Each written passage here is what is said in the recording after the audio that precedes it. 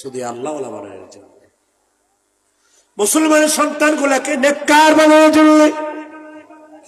আমার দিনের নবী পেটে পাথর বেঁধেছেন, কষ্ট করেছেন, সংগ্রাম করেছেন, জীবন দিয়েছেন, নিজের জন্য করে নাই, সবই করেছেন উম্মতের জন্য।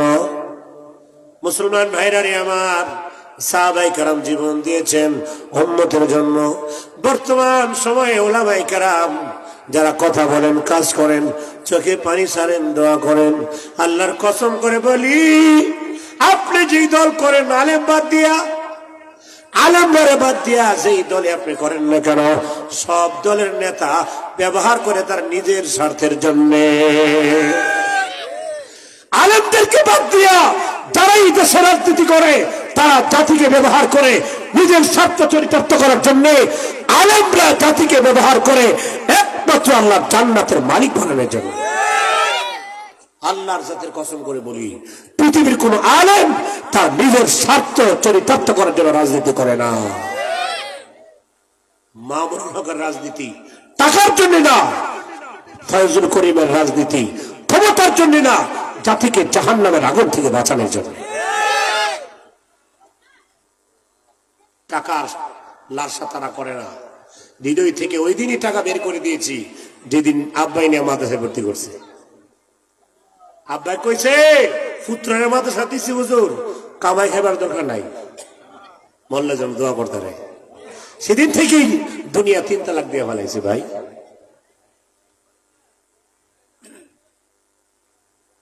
কাজী বারবার পায়ে ধরে বলি, আলেম থেকে বিচ্ছিন্ন হয় না, নবী থেকে যারা বিচ্ছিন্ন হয়ে গেছে গা, তারা যেমন ধ্বংস হয়ে গেছে গা। মুসা নবীর পথে যারা ছিল না, ফেরাউনরে যারা ধরছিল মোড়া দেখা, ফেরাউন শেষ, হেরাও কথা কয় না। ইব্রাহিম নবীর লগে যারা নাই, নমরুদের মোড়া দেখা, নমরুদের ক্ষমতা দেখা, শের দেখা, বান্ডেল দেখা যারা ইব্রাহিম নবীর বাদ দিছে, নমরুদ শেষ, তারাও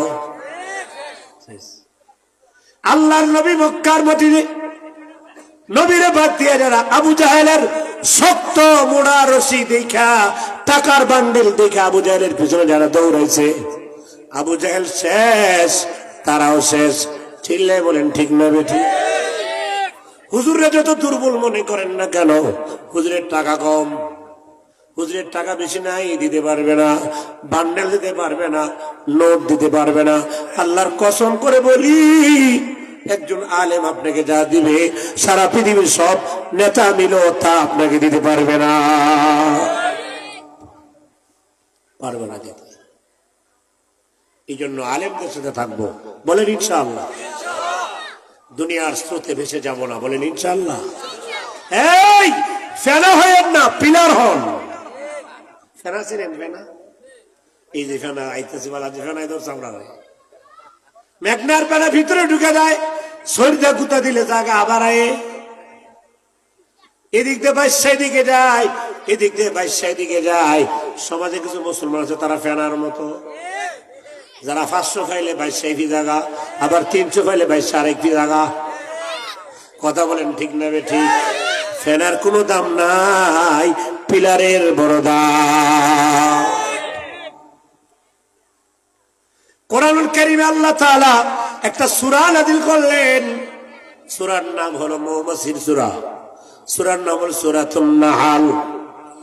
পৃথিবীর মাটিতে 2টা মাছি আছে, একটা হলো সুদা মাছি আর একটা হলো মৌমাছি। মাছি কয়টা? 2 জাতের মাছি, একটার নাম শুধু মাছি আর একটা হলো মৌমাছি।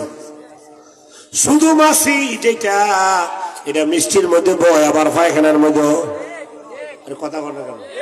এটা হুদা মাছি, এটা সপ্তাহ বয়। কিন্তু মৌমাছি একমাত্র ফুল ছাড়ার কথাও।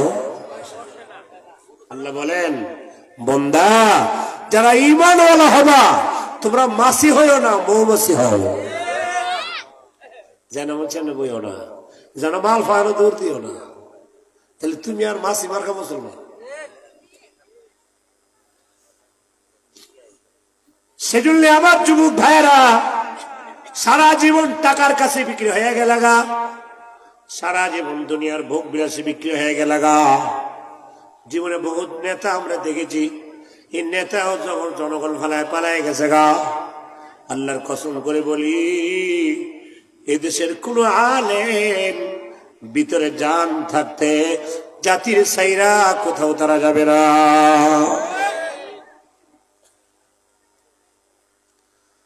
মসজিদে আপনার সাথে আছি, মসজিদ থেকে বাইরে হয়ে গেলে তখন আপনার সাথে আছি।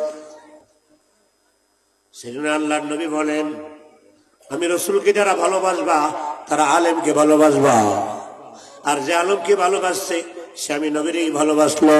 যে আলেমের সাথে মুসাফা করলো সে যেন আমি দ্বীনের নবীর সাথে মুসাফা করলো। যে আলেমের চেহারা দেখলো সে যেন আমি নবীর চেহারাই দেখলো।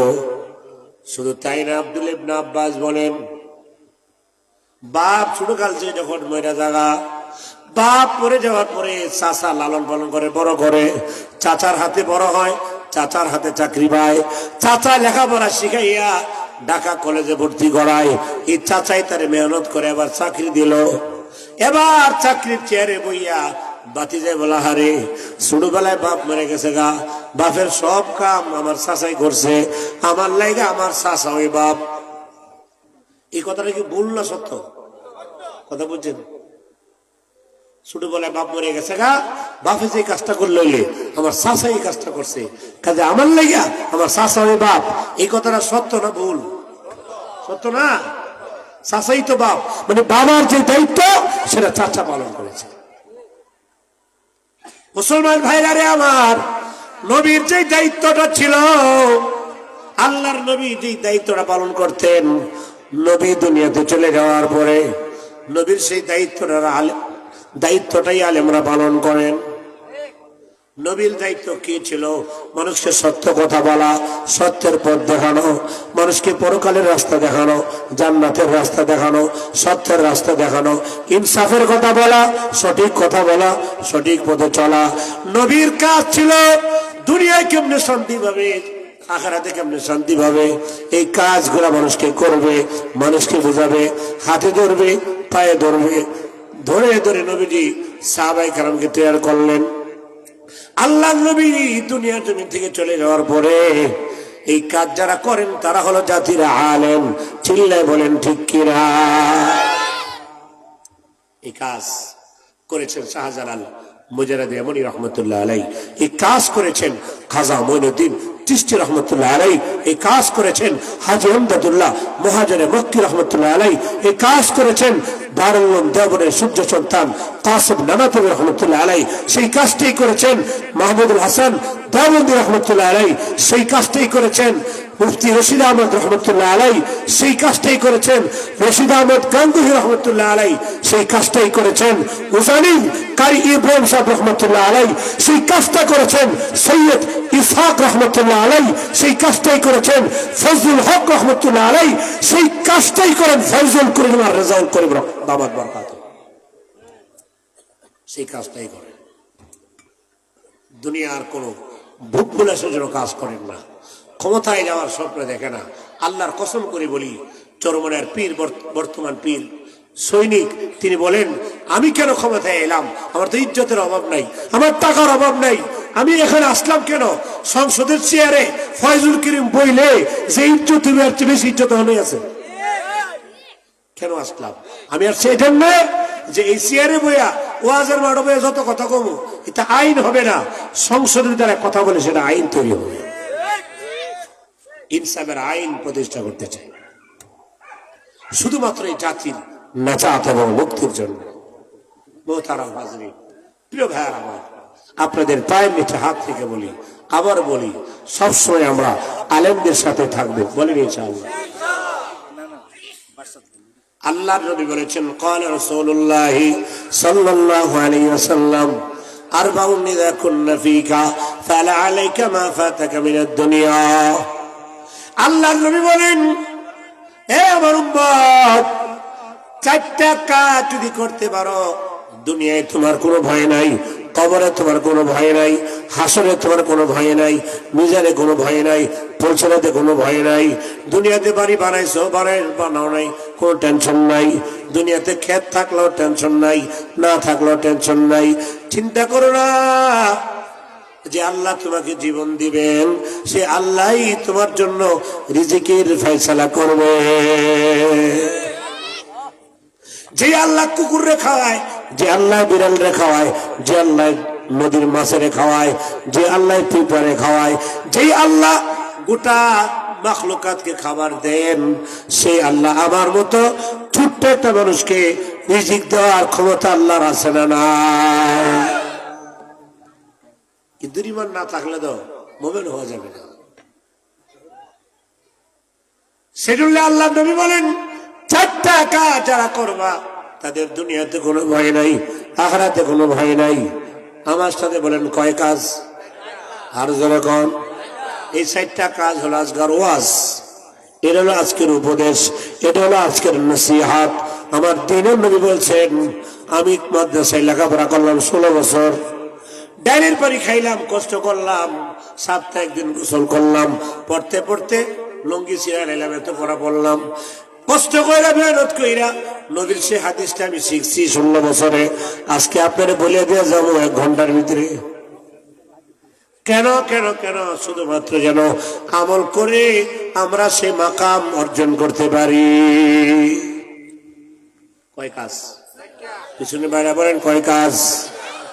قال رسول الله صلى الله عليه وسلم أربع إذا كن فيك فلا عليك ما فاتك من الدنيا। এক নম্বর আল্লাহ নবী বলেন, এক নম্বর হিফজু আমানাতিন, আমানতের হেফাজত করবা। এটা ভোট না, এটা একটা আমানত। ভোটের আমানত, যাকে তাকে ভোট দেওয়া যাবে না। আবারও বলি, আল্লাহর কসম খেয়ে বলি, কোরআন শরীফ ধইরা বলি, ভোট এটা আমানত। আল্লাহ তাআলা আপনাকে যোগ্যতা দিয়েছেন একটা ভোট দিবেন। আপনি যদি মনে করেন এটা একটা ভোট, না না না, এই ভোটের উপরে নির্ভর করবে আগামীর বাংলাদেশ কোন পথে চলবে। আগামীর বাংলাদেশ চোরের হাতে দিবেন না ভালো মানুষের হাতে দিবেন?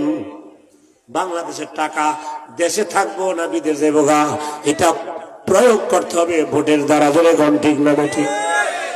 এই জন্য সরকারি ভাবে লিখে দিছে, দেশের চাবি আপনার হাতে।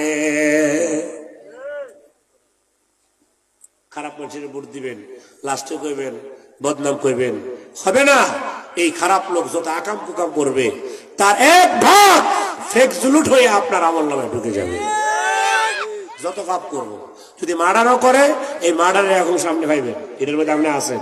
আপনি ভোট দিচ্ছেন দেখেই হে ফাওয়ারটা হয়েছে, হে ফাওয়ার হয়ে আজকে 2টা মার্ডার হয়েছে। কথা বুঝাইতে পারি নাই? আর আগে তো জোরে নিচ্ছে গা, এটা আমার দোষ নাই, জোরে লেগে গেছে গা। এখন তো আর জোরের টাইম নাই, এখন আপনার রায়ের উপরে, মতামতের উপরে নির্ভর। কাজে এখন দোষী হবেন আপনি, জোরে নিলে আপনার দোষ আছেন না, যেহেতু এখন আপনার ভোট বানাইতে হবে, আপনার দায়িত্ব দিচ্ছে ভোট দেওয়ার জন্য।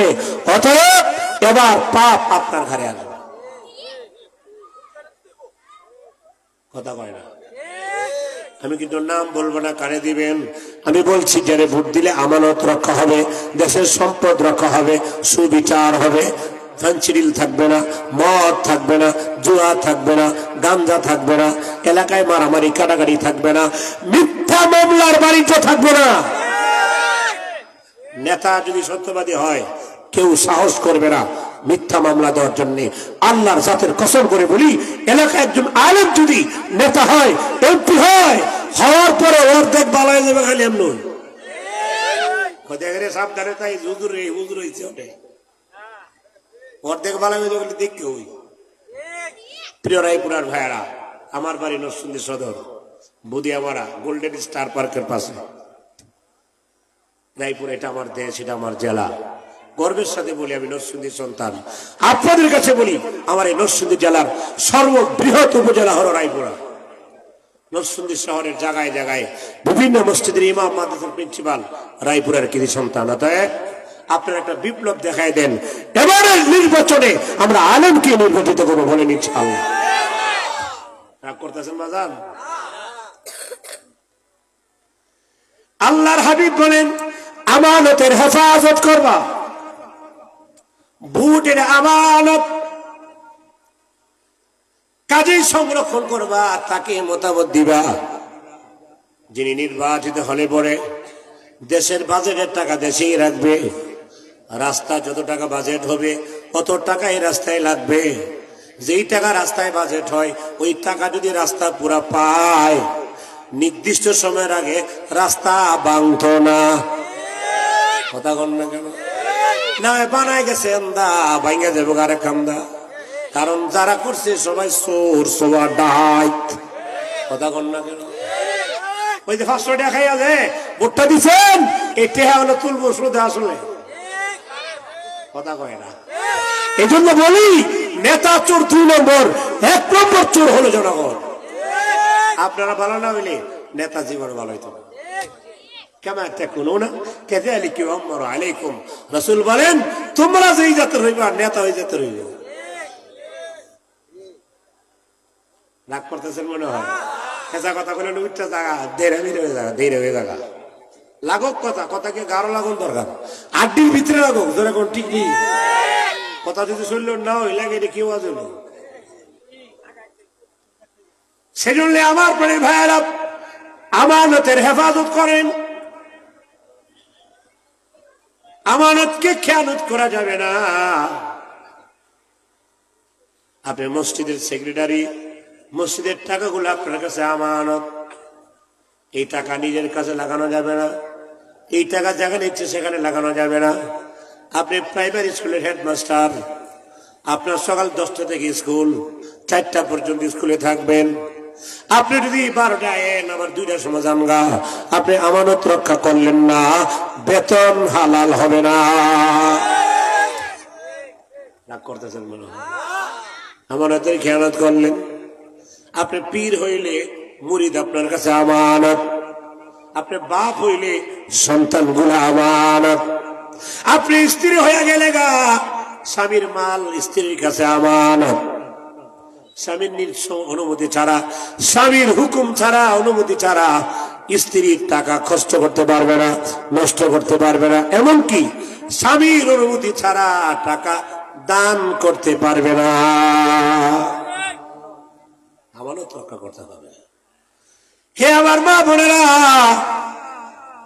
11 ঘন্টা 12 ঘন্টা ডিউটি কইরা সৌদি আরব, সিঙ্গাপুর, তারপরে মালয়েশিয়া, দুবাই, বিভিন্ন দেশে আমাদের যে যুবকরা থাকে, আপনার নামে অ্যাকাউন্টে লাখ লাখ টাকা পাঠায়।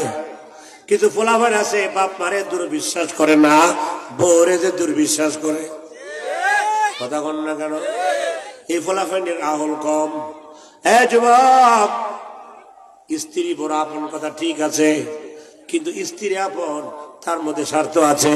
নিঃস্বার্থ ভাবে তোমার যিনি ভালোবাসেন তিনি হলেন তোমার মার বাবা।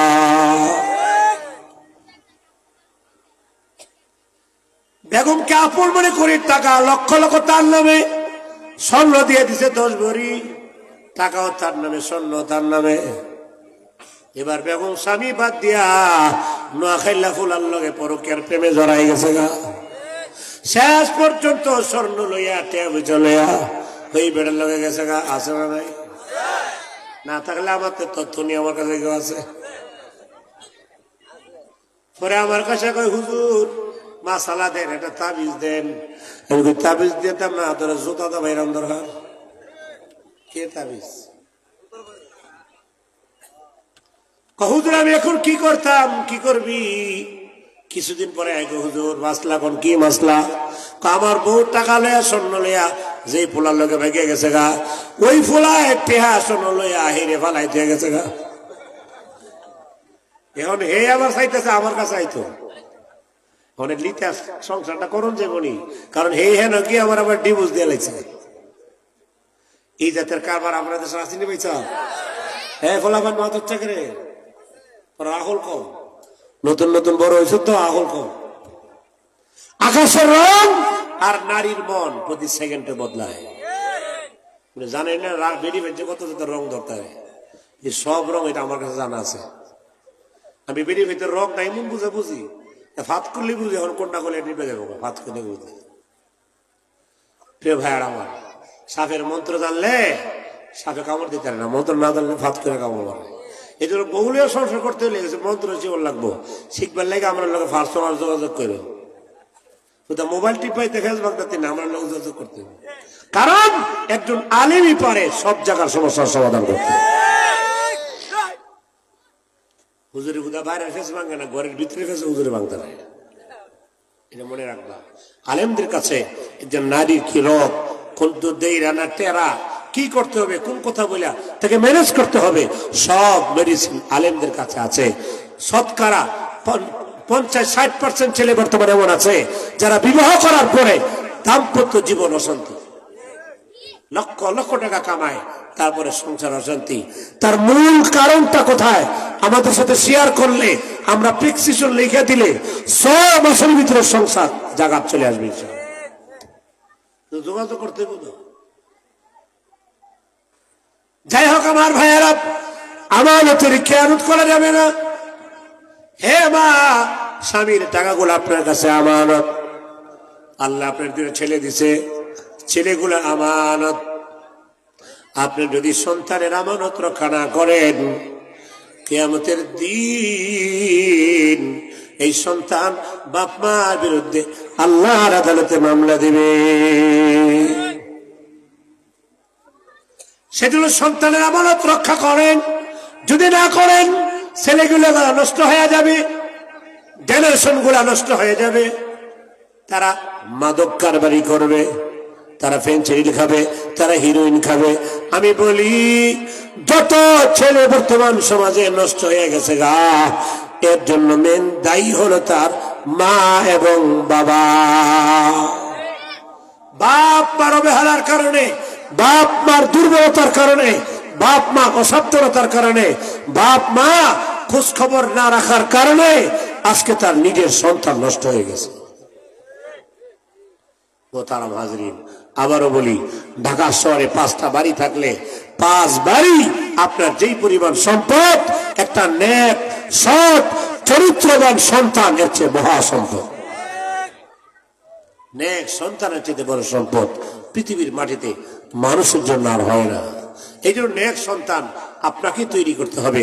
ভালো সন্তান, ভদ্র সন্তান, যার আচার ভালো, আচরণ ভালো, ব্যবহার ভালো, আদব কায়দা ভালো, বাপ মার সাথে মাথা ঝাড়া দেওয়া কথা বলে না, মুরব্বীর সামনে মাথা ঝাড়া দেওয়া কথা বলে না, ডাইল খায় না, বাবামরি খায় না, বিড়ি খায় না, সিগারেট খায় না, নেকের ছবি দেখে দেখে, মোবাইলের ল্যাংটা উলঙ্গ ছবি দেখে তার জীবন নষ্ট করে না। সন্তানকে ভালো বানাইতে হবে। আবারও বলছি, সন্তান ভালো হওয়া না হওয়া নির্ভর করে তার মা বাবার উপরে। এই পৃথিবীতে যত সন্তান নষ্ট হয়েছে, যত ছেলে মেয়ে নষ্ট হয়েছে, অভদ্র হয়েছে, সন্ত্রাস হয়েছে, চাঁদাবাজ হয়েছে, যত ছেলে মেয়ে মাদকের সাথে জড়ায় গেছে, সবগুলোর মূল দায়ী হলো তার মা বাপ। তাহলে এবার শোনেন, সন্তান ভালো বানানোর জন্য কি পন্থা আপনাকে অবলম্বন করতে হবে। এই সন্তানের আমানত রক্ষা করার জন্য আপনাকে কি ট্রিটমেন্ট নিতে হবে। নাম্বার 1, যেই সন্তান ভালো যদি চান, এই সন্তান যদি ভালো চান, নেক সন্তান যদি পৃথিবীতে চান, চরিত্রবান সন্তান যদি চান, জনদরদী সন্তান যদি চান, ভদ্র ছেলে মেয়ে যদি চান, সর্বপ্রথম এই সন্তানের মা নির্ধারণ করতে হবে ভালো মানুষ।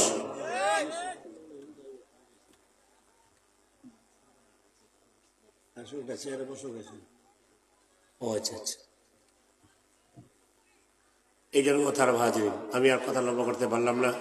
সন্দীপের হজরত আমাদের উস্তাদ মুহতারাম সমতুল্লাহ হজরত আসতেছেন, কথা বলবেন। আমি আমার অসমাপ্ত কথা এখানে শেষ করে দিচ্ছি। আমাদের সন্তানগুলো আমানত রক্ষা করার জন্য আমাদেরকে কি পন্থা অবলম্বন করতে হবে। রাসূল আকরাম সাল্লাল্লাহু আলাইহি সাল্লাম তার হাদিসে পাকে, আল্লাহ তাআলা কোরআনুল কারীমে এই ব্যাপারে সুনির্দিষ্ট দিক নির্দেশনা আমাদেরকে দান করেছেন। প্রিয় ভাইয়েরা, সব শেষ কথা হলো, আমাদের সন্তানের আমানত রক্ষা করার জন্যই এই মাদ্রাসা তৈরি করা হয়েছে, যেরকম ঠিক না বেঠিক। অতএব এই মাদ্রাসা হলো মুসলমানের সন্তানের আমানত রক্ষা করার এক মহান ফ্যাক্টরি। মাদ্রাসা থাকবে, এই দেশে ইসলাম থাকবে, দ্বীন থাকবে, তাবলীগ বলেন, পিলালি বলেন, খানকা বলেন, দ্বীনের যত কাজ বলেন সব থাকবে যদি দেশের মাদ্রাসাগুলা থাকে। যদি মাদ্রাসা না থাকে কিছুই থাকবে না। মুহতারাম হাজরিন, এই জন্য আল্লাহ রাব্বুল ইজ্জতুল জালাল আমাদের সকলকে আমাদের জান, আমাদের মাল, শেষ রাতের চোখের পানি এবং সবকিছু দিয়া এই প্রতিষ্ঠানগুলাকে নিজের জীবনের চেয়ে আপন মনে করে আলগায় রাখার তৌফিক দান করো। চিল্লায় বলেন আমিন। যারা দাঁড়িয়েছেন বসে যান, মোহতারাম কথা বলবেন, আমরা সকলেই মনোযোগ সহকারে শুনবো। ওয়া আখির দাওয়ানা আলহামদুলিল্লাহি রাব্বিল আলামিন। আসসালামু আলাইকুম। আলহামদুলিল্লাহ, জাযাকুমুল্লাহ আহসানাল জাযা। আল্লাহ রাব্বুল আলামিন উস্তাদ মুহতারাম মুফতি বেলায়েতুল্লাহ কাসেমী হাফিজাহুল্লাহকে উত্তম জাযা দান করুক, সকল বলি আমিন। আল্লাহ তাআলা হযরতের কণ্ঠে বারাকা দান করুক, সকলে বলি আমিন। আলহামদুলিল্লাহ, আমরা দেখতে পাচ্ছি আমাদের সম্মুখে উপস্থিত হয়েছেন